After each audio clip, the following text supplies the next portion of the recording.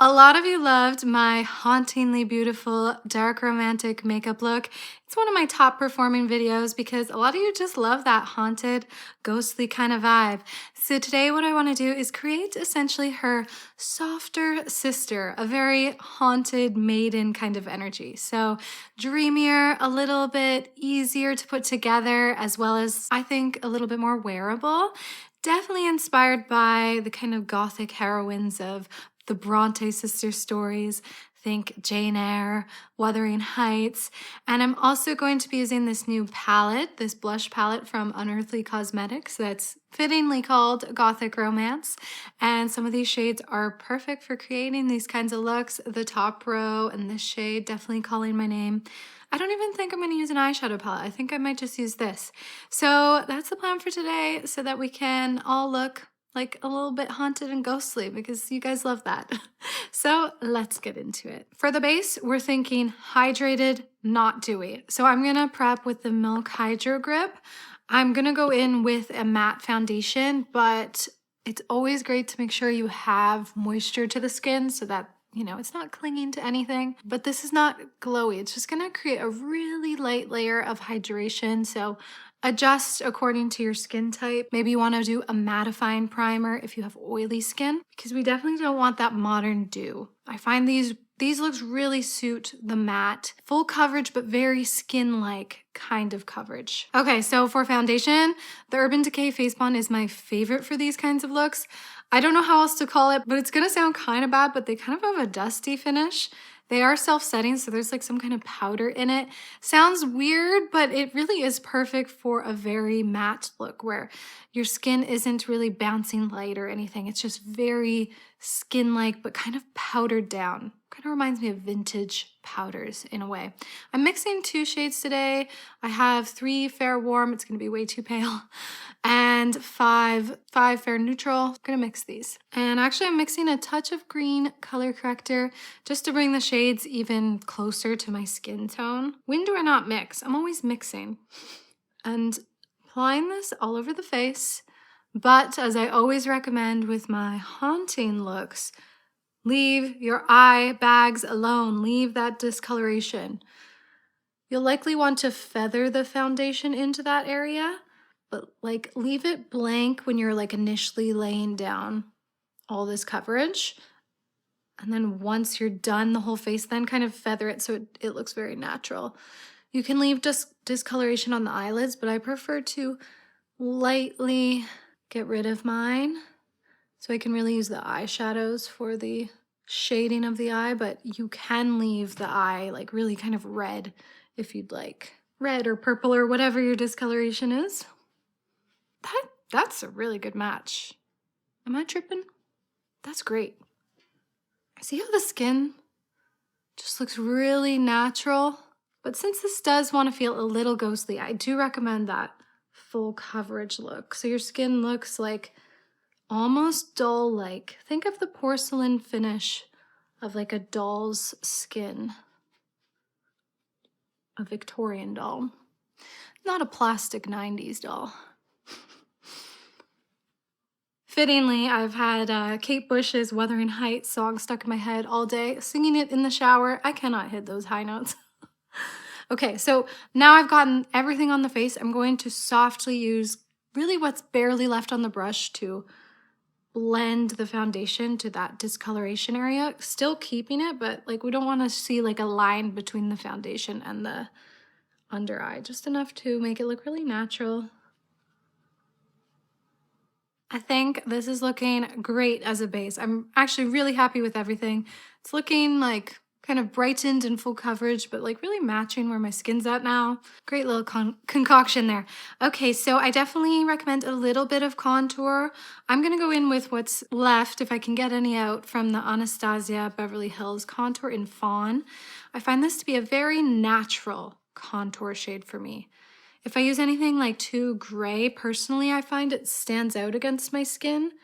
Very obviously, this one's very neutral. So since we're not going for the look being too bold or too dark and gothic, I really recommend finding what is the kind of perfect middle ground for you that you can contour, but it looks like very natural on your complexion. See that? It's not too gray. And then a little bit under the jawline. And then I find as you start to build up a little bit of contour, it almost like brings out the shading under the eye a little bit more. I'm gonna do my brows off camera because I'm keeping my brows the same as I always do them, which is using a brow powder. And I do recommend a soft fill with something like powder rather than a modern laminated brow, something just very timeless. But you could even skip this step actually. You could definitely just groom the brows and keep it very raw. Okay, so the blush. The blush is definitely really crucial for this look. I think you can go pretty blushy, but the muted tones. You can always mix in your contour shade with a blush shade if you don't have any muted colors, and even use a cream blush. I love that I now have these powders in my collection because I think that powdery finish is very like old-timey feel and just, I don't know, gives the vibe even more. So what I think I'm gonna do is start with this very, very pale pink. Not a shade I would normally use. And then deepen it with this shade here. What are they called? Faint Memory Buried Letters. Gosh, so gothic. I love it. If you have a deeper complexion, something like these two shades would look beautiful together. But I like the idea of creating some dimension within the blush look. So going in with that pale pink first. It's just like a wash of color. I'm gonna bring that down low. Then blend it just above that contour, but I really do not want to go high with this. Keeping it low kind of drags the face down a touch, which gives a little bit of a haunted look and is just more timeless. It's often where you blush naturally.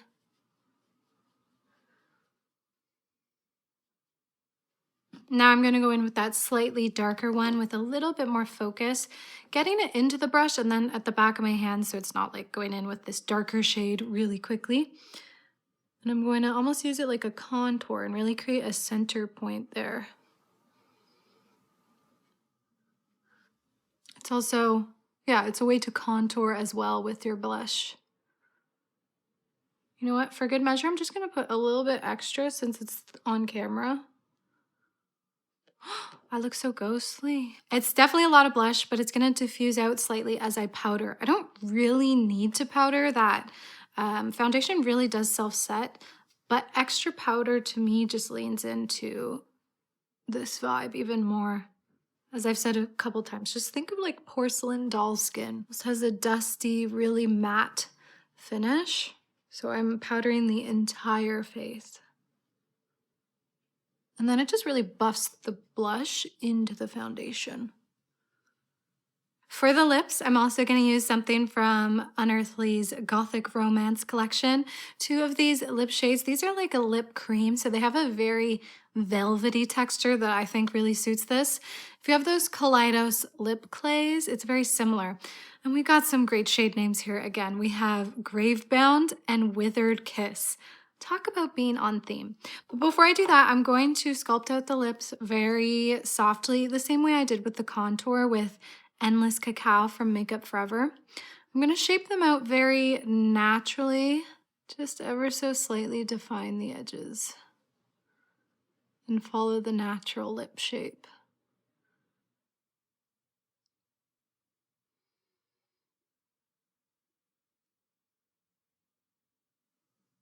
See, not too much, just enough. And I didn't use anything too cool, like I said, with too cool of a contour, just something very natural for my skin tone. So I'm gonna start with this lighter shade, which is Withered Kiss. It's a very dusty, peachy kind of pink. Could get that all over the lip. It's like just muted enough to give that slightly almost sickly look, but then also just enough color that it feels very intentional. And then I'm gonna add a little bit of dimension with this shade Gravebound. Not too much, because this can go pretty dark, just on the edges of the lips. Just put this here, and then use my finger. Just kind of adds like more shape and structure. Kind of brings the front of the lip forward, which I find always looks a little bit romantic. I think that looks so pretty. We essentially did exactly what I did on the cheeks with the lips. Contour, a softer muted pink, and then a little bit more depth. And then you just have so much dimension already being expressed through just your blush and just your lips. Honestly, we could really leave it here. I'm basically just gonna do a little sweep of that same first pink on the eye right here, just to add a little more cohesion between everything. Just take a fluffy brush and get that all over the eyelid.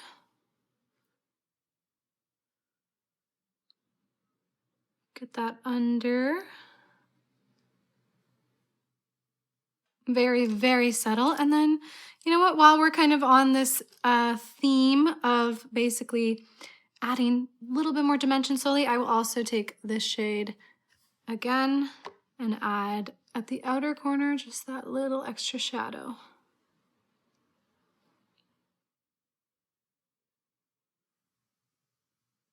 Now this definitely has very Haunted Maiden vibes, I think. For me to make this a little bit more wearable, I'm gonna have a couple elements where I brighten just a touch to add that little bit of almost innocence and levity to the look. Very subtle move, but first I'm gonna take this little brightening shade and just get that right there on the inner corner. I just really hate when there's discoloration right there.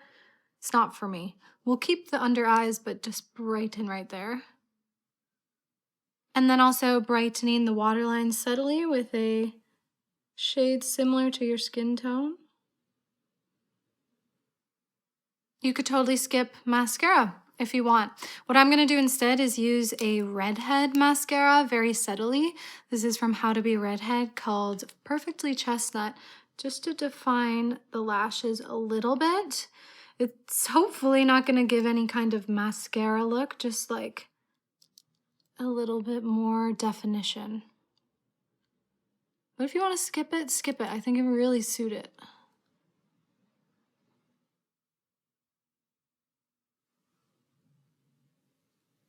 And this is the finished makeup look. I definitely feel like this is my softest iteration of the soft gothic oniric essence, and I'm really loving it. You know what it reminds me of, and I feel like I've forgotten to mention this before, it's very supermodel-y, this very slightly haunted look. So I feel like this look is amazing for editorial shoots, or just if you are one of those people who like that look in your everyday. This one in particular is very simple, and I love just really focusing on the lip and the cheek and just letting the eyes be just a little bit complimentary. It makes it feel a little bit more natural and like something from a movie, though of course we definitely have some makeup on, but you could scale it back even more if you want it to look really natural. This is just kind of a nice in-between of makeup and very subtle. And it really is quite pretty in its own way. I love the idea of kind of going against like trends sometimes and finding ways to express your aesthetic in a way that feels really authentic. And sometimes these darker looks, these more obscure and strange looks really feel authentic to people. And it's just great to explore. If you're ever trying something new for the first time, what I recommend is trying out these colors like right before you're about to wash your face at the end of the day or something. I actually tried out these colors before I showered this morning just to make sure it's what I wanted. And it's a great way to experiment and have some fun and try out a new look, take some photos, celebrate yourself. Anyway, that's a bit of a tangent, but I guess I just wanted to say, don't be afraid to experiment a little and go a bit against the grain. You may find something new along the way. All right, let me know if you have any requests for any more like haunted kind of archetypes or makeup looks. It's definitely a fun thing for me to explore, especially through spooky season. So that's it for today. Toasty, let's take it away. All right, Toasty, you more of a Jane Austen or more of a Bronte sister kind of girl? Jane Austen, oh, you prefer the love over the scary haunted gothic vibes? Okay, that's okay.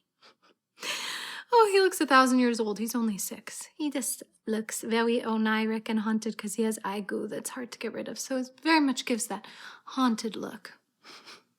Okay, as always, thank you so much. And if you want to like, comment, and subscribe, that helps so much. Or if you want to subscribe to my Patreon coven, you can get a little bit of bonus content, and the support really, really helps me out and really means a lot. So I will link that down below.